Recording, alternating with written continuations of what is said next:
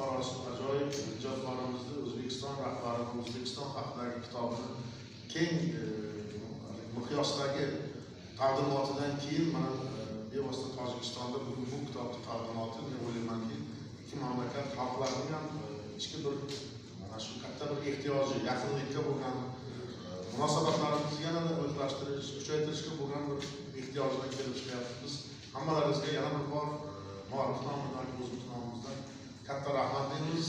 Hammangizga, yurtingizga tinchlik, farovonlik, rivoj tilaymiz.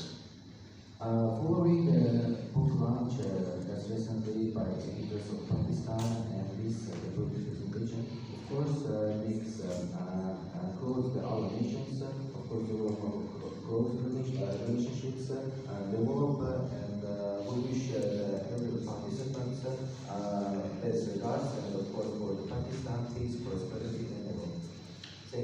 Bunday kitoblar o'ylaymanki xalqlarimizni oddiy xalqlarimiz oddiy vakillarini ham har birimizni yaxshiroq tanishga, yanada yaqinroq bilishga xizmat qiladi. E'tiborlaringiz uchun katta rahmat. Of course, this book will help us to know each other closely, and of course, develop our relationship. Thank you very much.